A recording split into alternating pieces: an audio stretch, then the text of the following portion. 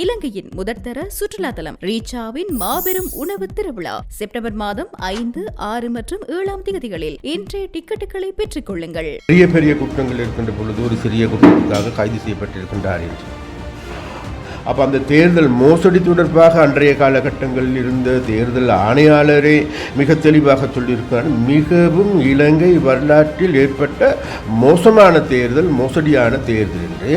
அந்த தேர்தலை நடத்தியவர்கள் வேறு யாருமல்ல, அன்றைய ரணில் விக்ரமசிங்கே உள்ளிட்ட அவருடைய அரசாங்கம்.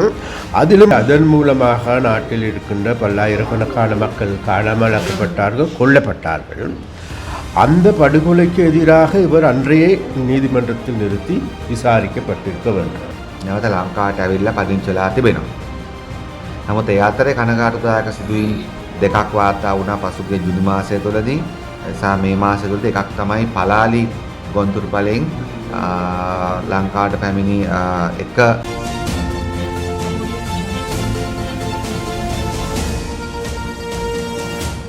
வணக்கம். மற்றும் ஒரு செய்தி. வடக்கில் மக்களுக்குரிய காணிகளை முழுமையாக விடுக்கும் நிலை நாட்டில் ஜனாதிபதி இருக்கின்றார். தையிட்டி விகாரை பிரச்சினைக்கு சமூக தீர்வு காணப்படும் என்று கடற்தொழில், நீரியல் மற்றும் கடல் வளங்கள் அமைச்சர் ராமலிங்கம் சந்திரசேகர் தெரிவித்திருந்தார். தேசிய மக்கள் சக்தியின் யாழ் மாவட்ட அலுவலகத்தில் இன்று நடைபெற்ற விசேட ஊடக சந்திப்பின் போதே அவர் இதனை குறிப்பிட்டுள்ளார்.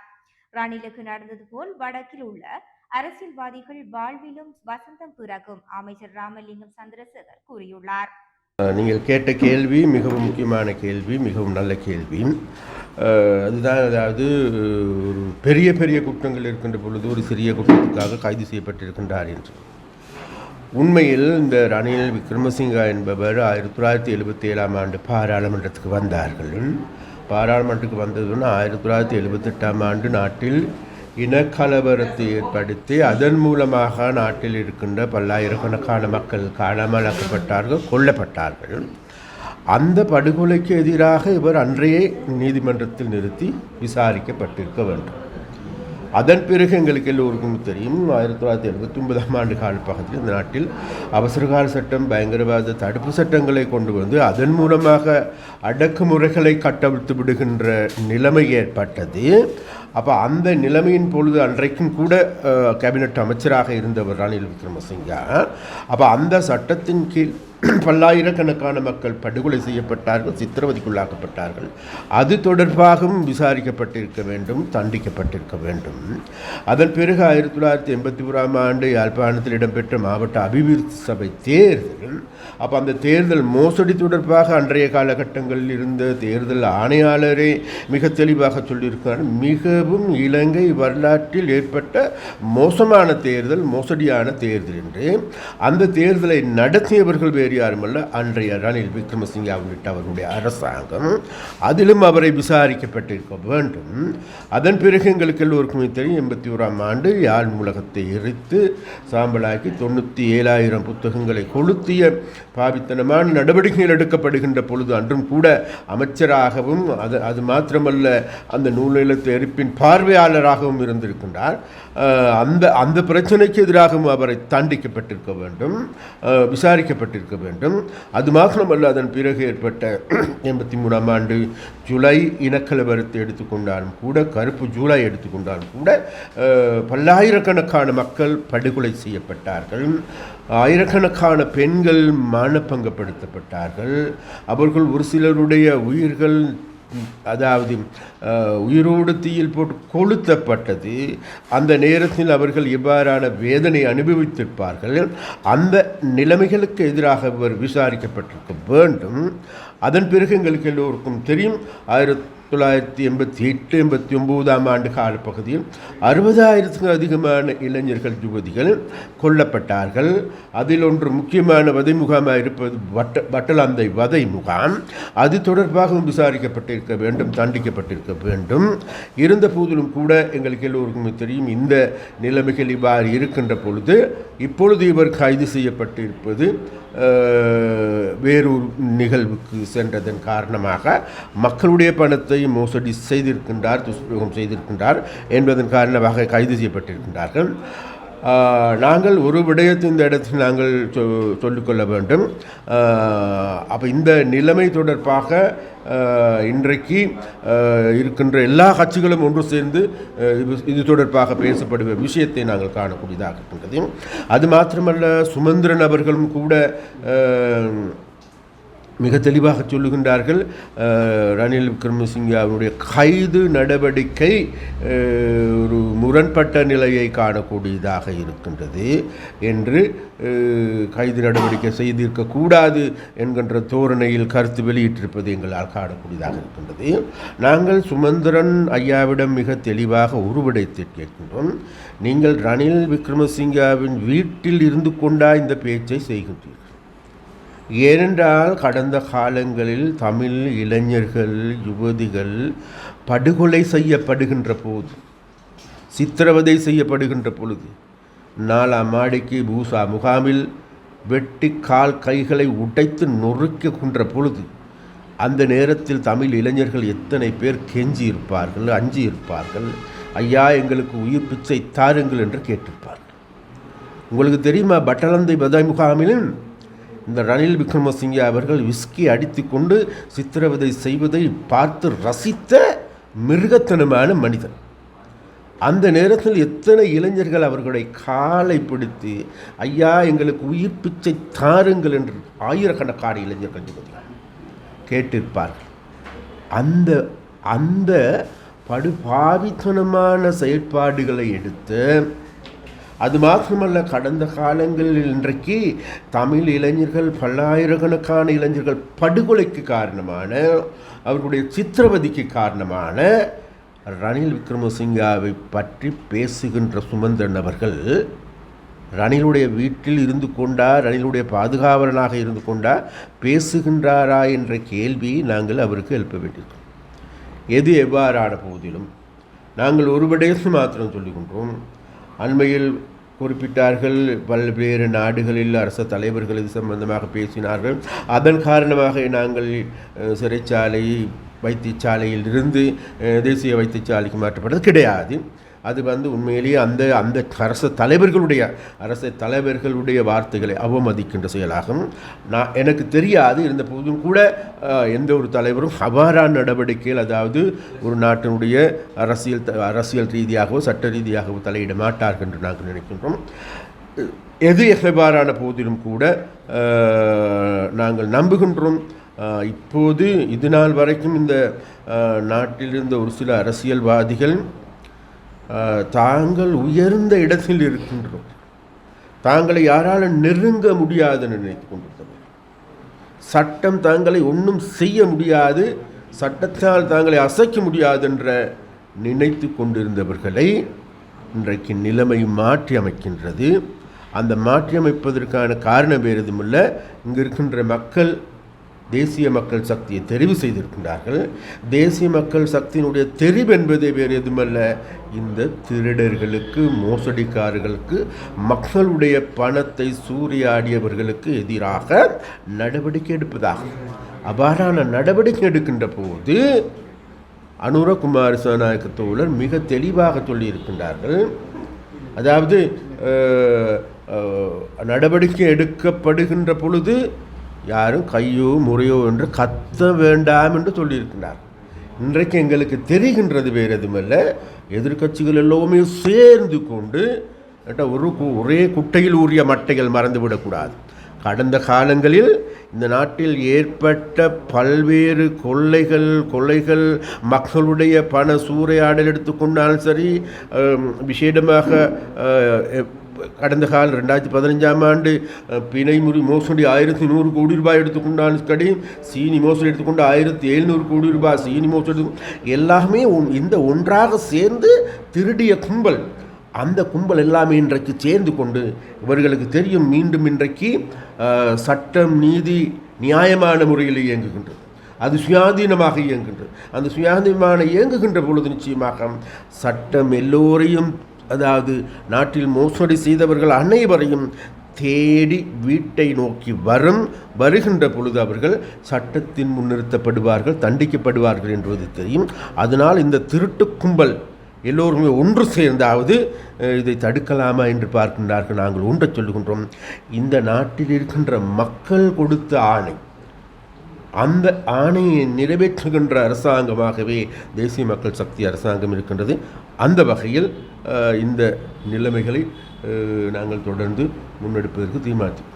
அதாவது ராஜபக்ச மஹிந்த ராஜபக்ச அந்த குடும்பத்தினர் மீது பாரிய குற்றச்செயல்கள் அவர்களை கை செய்வதற்கு அரசாங்கம் பயப்படுது என்று சொல்லி இதுதான் நாங்கள் முதலில் சொல்ல வேண்டும் என்னவென்றால், அதாவது நாங்கள் ரணில் விக்ரமசிங்காவை கைது செய்வதற்கு முதல், நாங்கள் எல்லாம் அரசாங்கம், நாட்டு சட்டம், அவர் மீது சட்டங்கள் பாய்வதற்கு முன்னு சொன்னார்கள், ரணில் விக்ரமசிங்காவை நெருங்க முடியாது, தொட முடியாது, அவர் சர்வதேச ராஜதந்திரம் தெரிந்தவர், நரித்தனமானவர், அவரோடு விளையாட முடியாது என்று கூறினார்.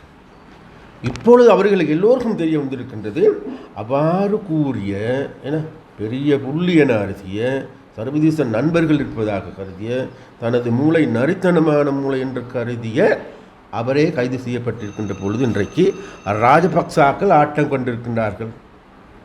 அப்போ அந்த வகையில் நிச்சயமாக அது நாங்கள் சொல்லுகின்றோம், எதிர்வரும் நாட்களில் இடம்பெறுகின்ற என்கிட்ட இது தொடர்கதை. அப்போ அந்த தொடர்கதையில் இந்த நாட்டுக்கு மோசடி செய்த அது ராஜபக்சாவா ரணிலா யார் என்ற கடை கிடையாது. மோசடி செய்த மக்களுடைய சொத்துக்களை சூறையாடிய அனைவரும் படிப்படியாக சிறைக்கு செல்வது தவிர்க்க முடியாது.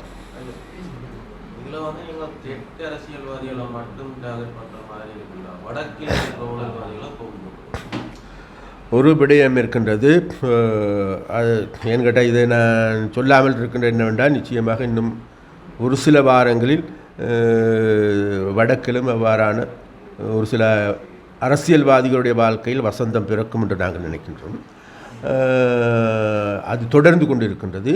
இப்பொழுது வேகமாக இன்றைக்கு மக்கள், அதாவது இவர்கள் மீது என்ற குற்றச்சாட்டுகள், மறைக்கப்பட்ட குற்றச்சாட்டுகள் எல்லாமே வேகமாக மக்கள் இன்றைக்கு அல்லது அதற்குரிய அதிகாரிகள் எல்லோருமே முன் வந்து எங்களிடம் வழங்கி கொண்டிருக்கின்றார்கள். அதற்கு அவை அனைத்தும் இன்றைக்கு எங்களுடைய சட்டத்துறை ஆய்ந்து கொண்டிருக்கின்றது.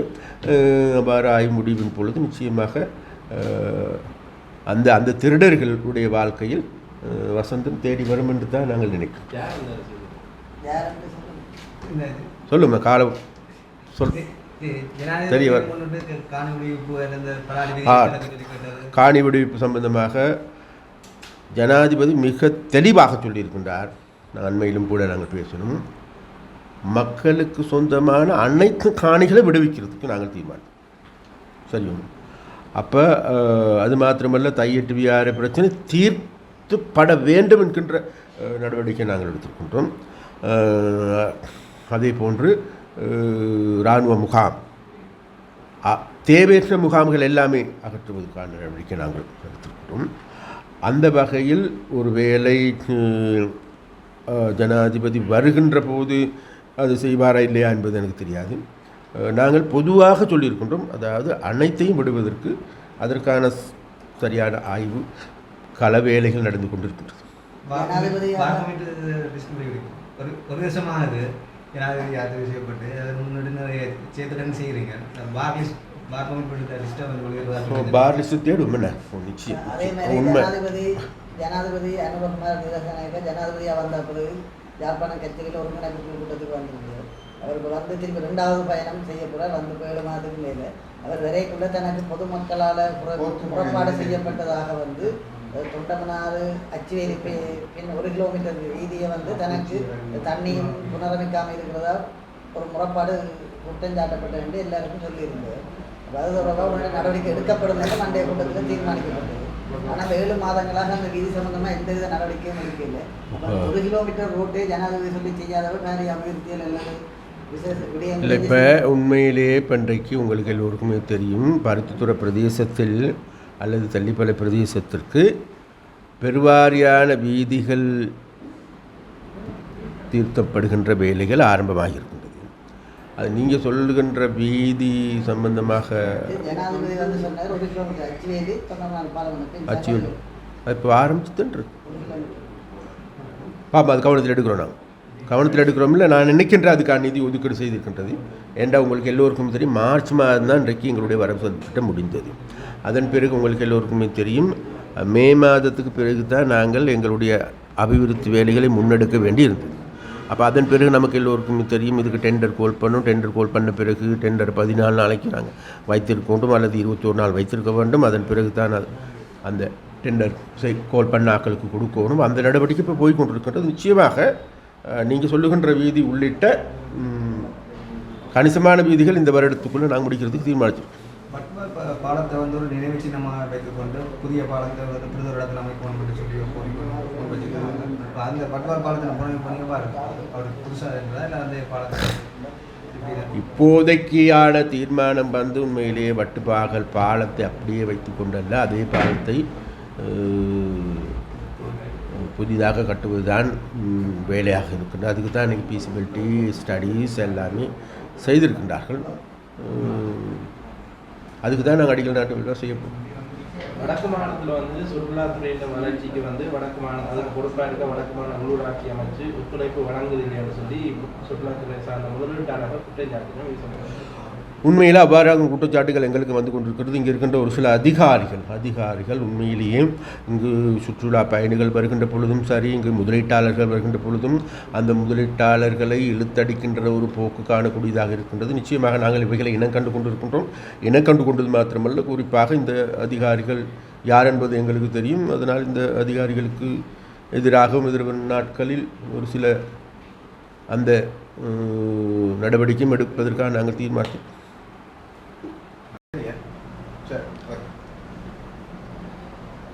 වණක්කම් මුලින්ම ප්‍රමාද වීම ගැන සමාව ඉල්ලනවා.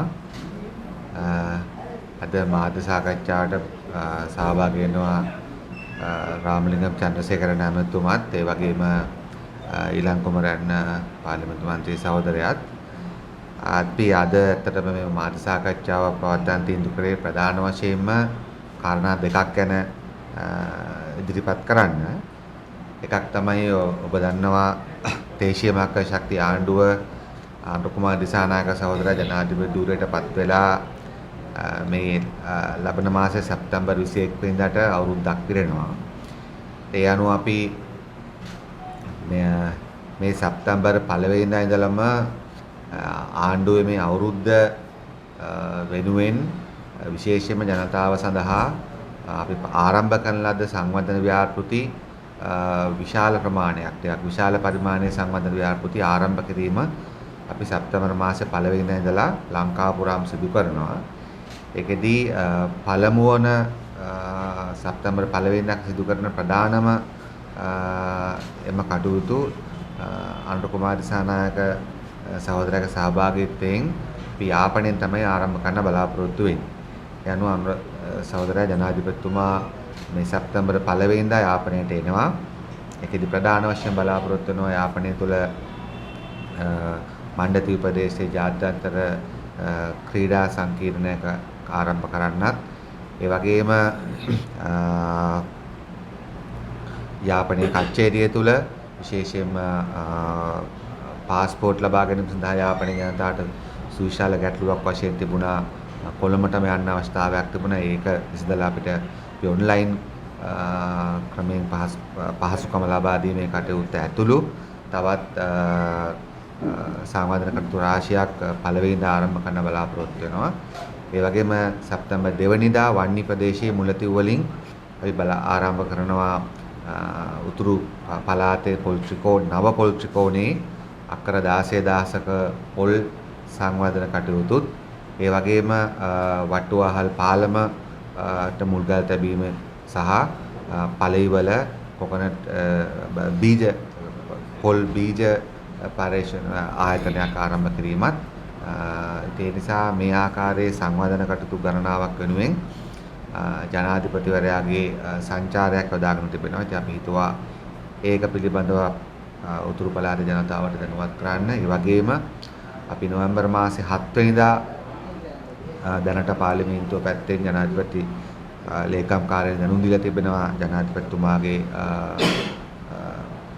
අයවැය කතාව ඉදිරිපත් කරනවා කියලා. ඔබ දන්නවා පසුගිය අයවැයනොත් ලංකාවේ පොදුවේ සාමාන්‍ය ජනතාවගේ පාරවල්, ඉස්කෝල, ස්පිරිතාල, වාරි මාර්ග වෙනුවෙන් සුවිශාල මුදලක් වෙන් කරා. ඩොලර් බිලියන් 5ක මුදලක් අපි කැපිටල් එක්ස්පෙන්ඩිචර් විදිහට වෙන් කළා.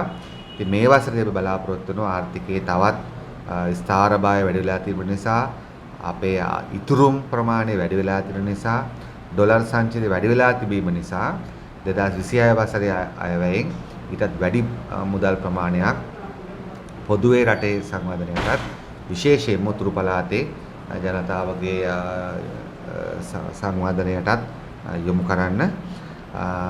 ඒ නිසා මේ පිළිබඳව අපි තවත් ඉදිරියේදී කරුණු ඉදිරිපත් කරන්න බලාපොරොත්තු වෙනවා. ඊළඟ කාරණේ අපි විශේෂයෙන්ම කියන්න කැමති මෑතකදී අපි දන්නවා පසුගිය අවුරුදු 30 ගානක් තිස්සේ තිබිච්ච යුද්ධය නිසා උතුරු පළාතේ ජනතාව, නැගෙනහිර පළාතේ ජනතාව ලංකාවෙන් ගියා. විශේෂයෙන්ම 80 ගණන් වල යුද්ධයත් එක්ක ඉන්දියාවේ සරණාගතයන් වශයෙන් බොහෝ පිරිසකට ඒවයි සරණාගත කඳුරු වල රැඳී සිටින්න වුණා. තමිල්නාඩුව, ඒ වගේම ආන්ධ්‍ර ප්‍රදේශ, ඒ වගේම පොන්ඩිචේරි වගේ ප්‍රදේශවල. එතකොට මේ සරණාගත ජනතාව ශ්‍රී ලංකාවට ඒමට නොහැකිව සිටිය යුද්ධය පැවතිච්ච මුළු කාලය පුරාවටම. ඉතින් ඒ කාලය තුළදී ඔවුන්ගෙන් පුරවැසිභාවය රහිතව තිබුණු 28500ක් වගේ පිරිසකට පුරවැසිභාවය ලබා දීමටත් චන්ද්‍රසේකරන් සහෝදරයාත් අපත් මුල්ලා කටයුතු කළා. නමුත් උට ලංකාවට ඒමට පුළුවන් තත්ත්වය ඇති වුණේ යුද්ධය අවසන් වීමත් සමග. ඒ අනුව අපේ දැනීම හැටියට 4000ත් 5000ත් අතර ප්‍රමාණයක් ඉන්දියාවේ රෙෆියුජි කැම්ප්ස් වල හිටපු ශ්‍රී ලාංකිකයන් නැවත ලංකාවට ඇවිල්ලා පදිංචි වෙලා තිබෙනවා. නමුත් ඒ අතරේ කනගාටුදායක සිදුවීම් දෙකක් වාර්තා වුණා පසුගිය ජුනි මාසය තුළදී සහ මේ මාසය තුළදී. එකක් තමයි පලාලි ගොන්තුරුපලෙන් ලංකාවට පැමිණි එක ඉන්දියාවේ සරණාගත තත්ත්වයකට ආපු කෙනෙකුත්, ඒ වගේම මේ දින කීපයකට කලින් බණ්ඩාරනායක ගුවන්තොටුපළෙන්, කටුනායක ගුවන්තොටුපළෙන් ලංකාවට පැමිණි දෙදෙනෙකුත් ඔවුන් ලංකාවෙන් නීත්‍යානුකූල ගුවන්තොටුපළකින් නික්ම නොයාම කියන ආගමික වන කොන්දේසි මත අත්අඩංගුවට අරගෙන උසාවියට ඉදිරිපත් කළා. ඔවුන් අපමණ නිදහස් කර තිබෙනවා. ඉතින් නීතිමය වශයෙන් ගත්තොත් මිනිසුන් රටකින් එළියට යන ඕනකම තියෙන නීත්‍යානුකූල ගැසට් කරපු ගුවන්තොටුපළවල වලින් හරි වරායවලින් බව ඇත්ත. නමුත් අපි කවුරුත් දන්නවා යුද්ධයක් පවතිද්දී මිනිස්සු නීත්‍යානුකූල තැන් හොයන්න පුළුවන් තත්ත්වයක් නෑ. අද අපි ගාසා දැක්කත් එහෙමයි, වෙන තැනක ගත්තත් එහෙමයි. ඉතින් අපේ රටවල තිබුණොත් යුද්ධයත් ඒ වගේ දෙයක්. ඉතින් ඒ නිසා පසුගිය අවුරුදු 10ක් තිස්සේ විශාල පිරිසක් ඉන්දියාවට ගියපු ශ්‍රී ලාංකික සරණාගතයන් ගෞරවනීය ආකාර ලංකාවට පැමිණලා තිබෙනවා. නමුත් එසේ තිබියදී මේ දෙදෙනෙක්ට සිද්ධ වෙච්ච මේ අත්දැකීමත් එක්ක දුටුවා එක්සත් ජාතීන්ගේ UNHCR එක නතර කරලා තිබෙනවා කියලා මේ ඉන්දියාවේ සිට සරණාගතයන් ලංකාවට එන එක. ඊට අපි පැහැදිලිව කියන්න කැමති එක පැත්තකින් ශ්‍රී ලංකාව රටක් වශයෙන් අපසුගිය අවුරුදු 10ක් තිස්සේ අතිවිශාල ප්‍රමාණයක් ගෙනල්ලා පදිංචි කළා, උන්ට අවශ්‍ය පහසුකම් ලබා දීලා තිබෙනවා. ඒ වගේම මේ ඉන්දියාවේ සිටින ශ්‍රී ලාංකීය ජනතාව රෙෆියුජිස්ලා වශයෙන් එන අය, UNHCR එකේ හැදෙනුම්පත තිබෙන අය අතරඟුවට ගන්න එපා කියන එක දැනුවත් කරලා ඇතිතරම් දැනුවත් කරලා තිබෙනවා. දහස් ගණනක් එහෙම අතරඟුවට ගන්න තු අරගෙන ඇවිල්ලා තිබෙනවා. එසේ තිබියදී සමහර නිලධාරීන්ගේ සිද්ධ වෙන අඩුපාඩුකම් මත මේ පසුගිය අවස්ථා දෙකකදී පමණ එවැනි අත්අඩංගුවට පත් වීම වෙලා තිබෙනවා. ඉතින් අපි ඒ ගැන කනගාටු වෙනවා වගේම ඒ පිළිබඳ විශේෂභාර අමාත්‍යවරයා ඒක සම්පූර්ණයෙන්ම ඒ පන්නතම සංශෝධනය කරන්න බලාපොරොත්තු වෙනවා මේ සම්බන්ධ මේ කාරණේ සම්බන්ධව පමණක්. ඉතින් අපිට කියන්න තියෙන දේ තමයි ඒ මත පදනම් වෙලා අපදුටුවා හින්දු පුවත්පත වාර්තා කරලා තිබුණා UNHCR එක ලංකාවට ඒ සරණාගතයන් එක නතර කරන්න යනවා කියලා. අපි දකිනවා ඒක ටිකක් හදිසි ක්‍රියාමාර්ගයක්, ටිකක් කලබල වී කරන කටයුත්තක්. අඩු ගානේ ශ්‍රී ලංකාවේ බලධාරීන් සමග සාකච්ඡා කළා එහි තත්ත්වය විමසා තමයි සිදු කළ යුත්තේ. ඒ නිසා අපි බලාපොරොත්තු වෙනවා ඉදිරි කෙටි කාලය තුළදී එවැනි ආකාරයට යුද්ධය නිසා විදේශගත වෙලා සරණාගත කඳවුර ජීවත් වෙලා නැවත ලංකාවට එන්න පැමිණි ජනතාවට අපි ඔවුන්ගේ ඉඩම් අයිතිවාසිකම්, ඔවුන්ගේ නිවාස අයිතිවාසිකම්, ඔවුන්ගේ සියලුම අයිතිවාසිකම් ලබා දෙන ආණ්ඩුවක් වශයෙන් ලෑස්ති. අපි ඔවුන් අපේ රටේ පුරවැසියන් ලෙස ඉතාමත් ආදරයෙන් ගරුත්වයෙන් පිළිගන්න ලෑස්ති. ඒ නිසා අපි UNHCR සංවිධානයත් ඉල්ලා සිටිනවා අපි ඉතාම කෙටි කාලයකදී මේ අවශ්‍ය කරන ප්‍රතිසංස්කරණ නෛතික සහ පරිපාලන සිදු කරනවා නිසා ඒ ඉන්දියාවට ගිහිලා තියෙන සරණාගත ජනතාවට හොඳම පහසුකම් දීලා උන්නවට බාර ගන්න අපි ලෑස්ති බව. ඉතින් මේම කරුණු දෙක තමයි අපි බලාපොරොත්තු වෙන්නේ ඔබට ඉදිරිපත් කරන්න. මීට අමතරව ඔබට යම්කිසි කරුණක් ඉදිරියට අහන්න තිබුණා නම් අපිට ඒක සාකච්ඡා කරලා අවසන් කරන්න පුළුවන්.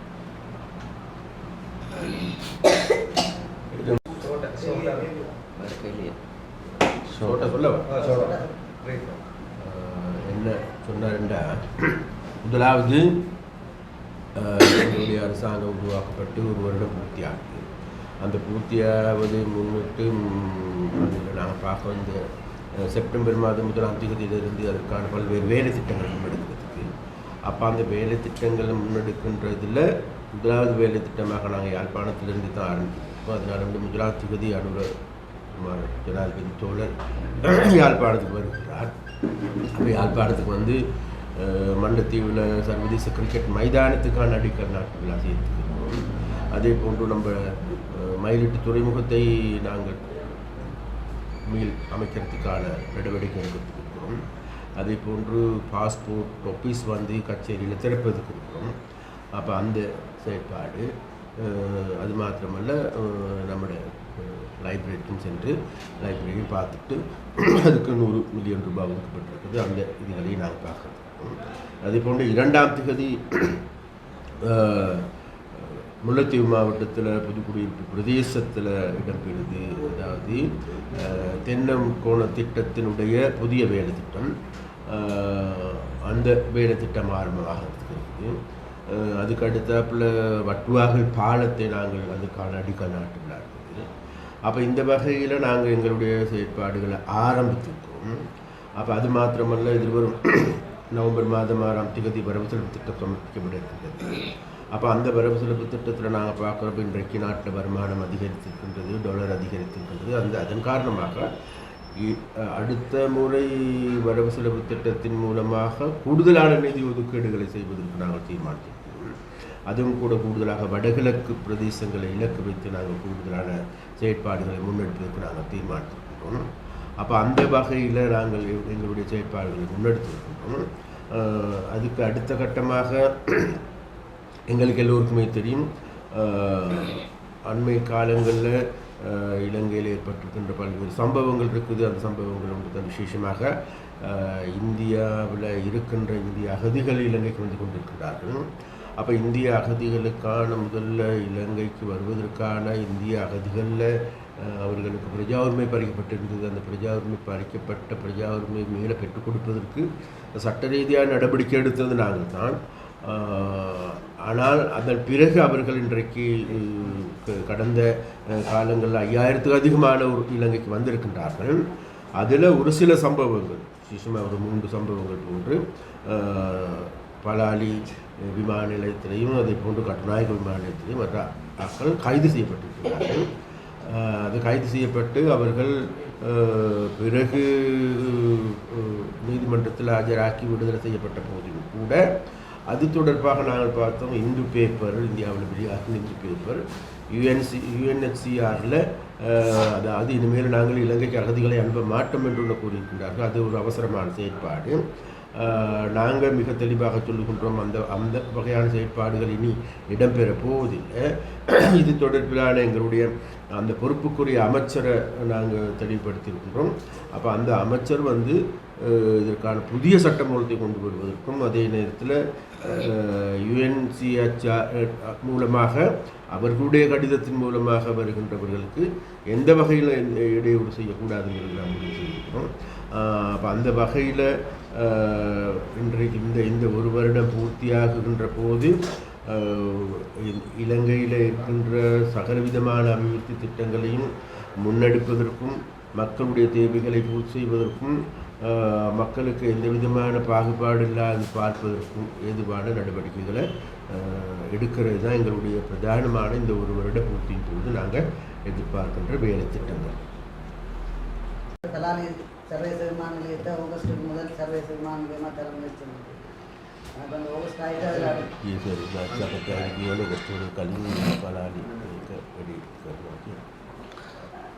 අපි පලාලි ගුවන්තොටුපලේ පසුගිය මාර්තු මාසයේ අපි සංචාරය කළා. පලාලි ගුවන්තොටුපල තුළ එන යන කිසිම කෙනෙක්ට අවම වශයෙන් తాවකාලිකව හෝ රැඳී සිටීමට කිසිම තැනක් තිබුණේ නැහැ. අපි අවස්ථාවට පොරොන්දු වුණා ඒකට දාලා කරන මූලික ස්ථානයක් අපි ගොඩනගනවා කියන එක. මේ වෙනකොට අපි ඒක හදලා වසන් කරලා තිබෙනවා. ඒ වගේම පලාලි ගුවන්තොටුපලේ අති